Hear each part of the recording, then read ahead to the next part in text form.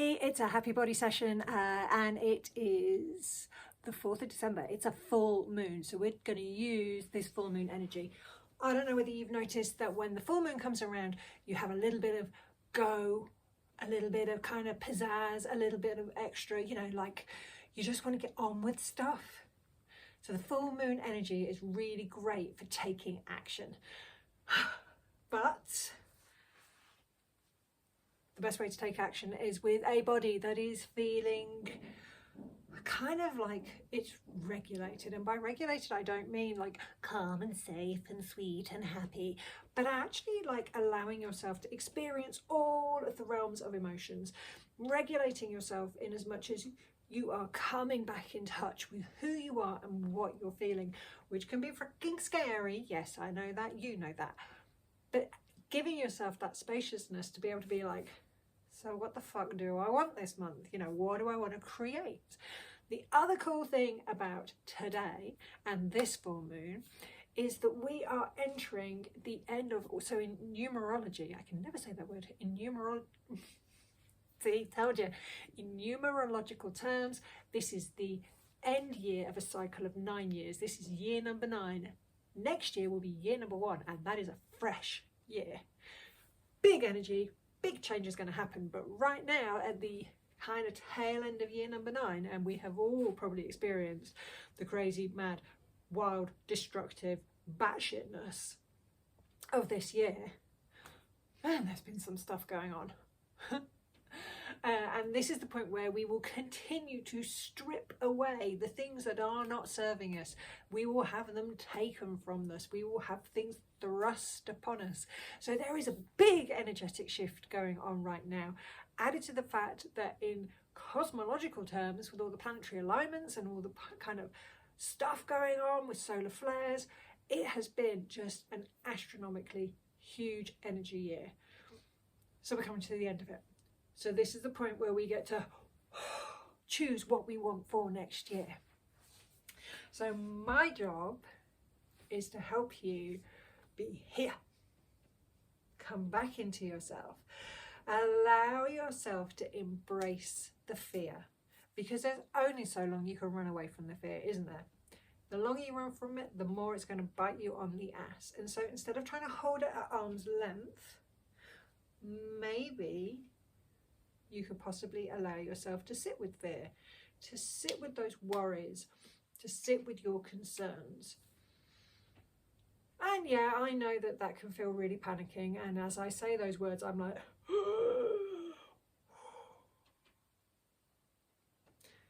so let's just have a check-in. If you are feeling as though this is like the biggest energetic batshitness you have ever experienced, drop a 1 in the comments. And if you are feeling like, yeah, no, we're all cool, you can drop a 2 in the comments. Well, let's have a look and see who's feeling it and who's like, yeah, no, we're just cruising on through. I reckon most of us will be feeling it. And whether we are experiencing it like absolutely here in ourselves, or whether it's like happening to the people around us and we're just experiencing that kind of like that kind of fear by association. Let's see. There's been loads of shifts going on around me. There's been loads of stuff which has just given me a little bit of a wobble, and I'm like, this is a good time to get friendly with those fears, to get friendly with those wobbles, and to see what's sitting underneath them and how is that showing up in other areas of your life. Enough talk. Let's find our way back here. Let's find our way back into the body. Number 1 way to do that is to start with the breath. And we're going to do breath work, but with a little bit of touch work as well. Because when we connect physically to our bodies, when we think about how our bodies are feeling. Okay, let me break it down for you. Are you stood up or sat down? You don't have to answer me, just say it to yourself. If you are stood up, can you find your feet on the floor? if you stood up, is your body weight going through your left foot or your right foot more, or is it equal?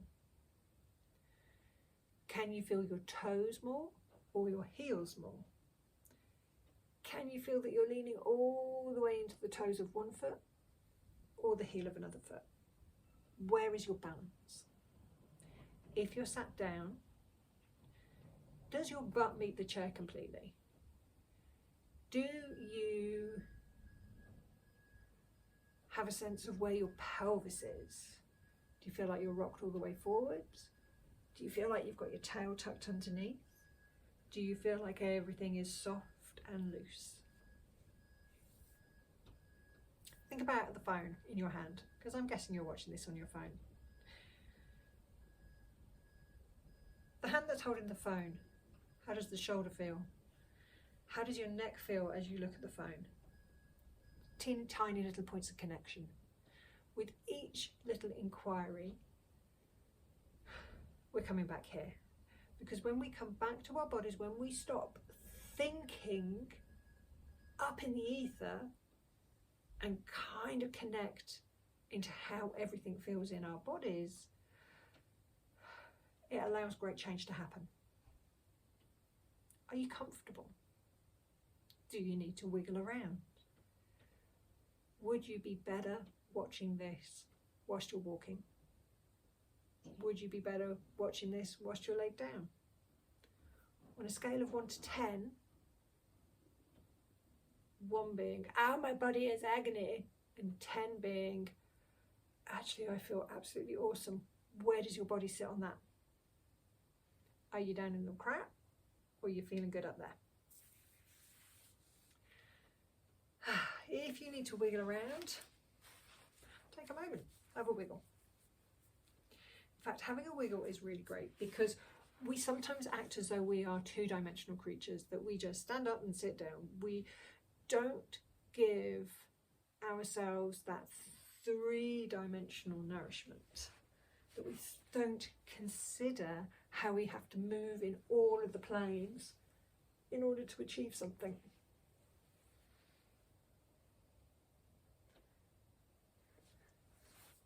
Right. Take one hand. You're going to place it up here underneath your collarbones. Give that hand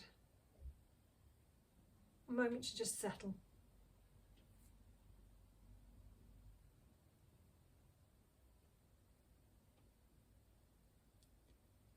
Can you feel your fingers on your body? Can you feel the heel of your palm? How your thumb digs in?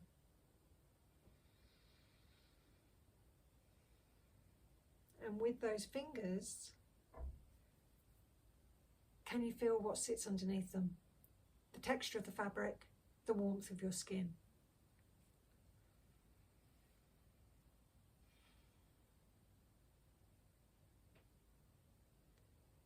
Give it a moment and see whether your hand melds into your body, as though it just starts to soften in ever so slightly.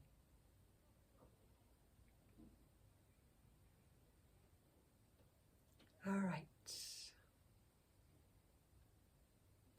So the first thing we're going to do is just tap. I'm going to tap around the collarbones. We're going to tap down the sternum. And this tapping is doing two things. One, it's stimulating your lymphatic system, which is your immune system of the body. You have these big ducts up here, which are the drains for all the lymph, which is traveling around your body, doing an amazing job of delivering nutrients and taking away all the old gunk that your body is breaking down. And the other thing it's doing is it's stimulating the vagus nerve, and the vagus nerve is responsible for your fight or flight response, your stress response. And when we are breathing deeply down into our belly,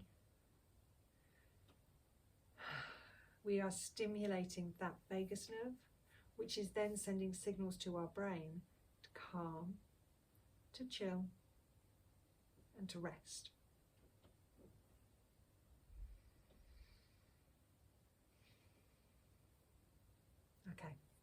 Nice still hand at the top. And take your second hand and bring it down to your belly.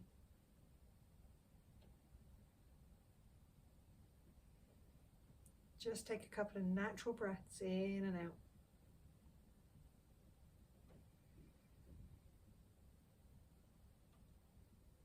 If you feel as though you're not as comfy as you could be, have a good wiggle around now.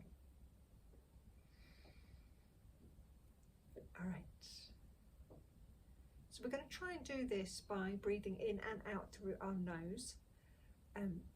You might find that that feels a little stressful if you're not used to it.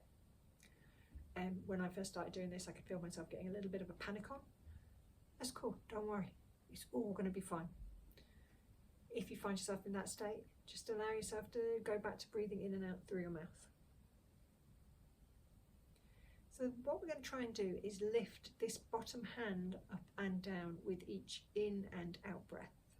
So as we breathe in, we expect to feel the hand come out. As we breathe out, we expect the hand to come in. We're going to breathe through our nose. We're going to try and breathe in to a count of 4.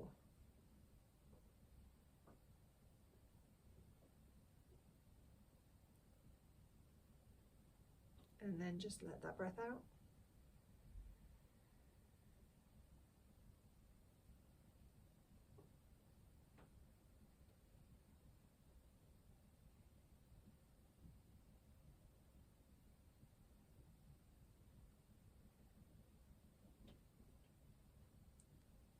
Take your third breath in through the nose.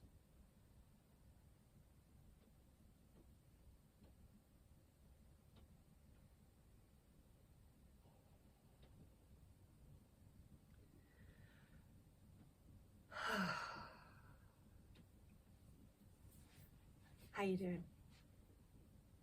Okay, so you can continue that cycle of breathing in for 4 and then out for as long as you want. It's always the thing with the battery with the phone.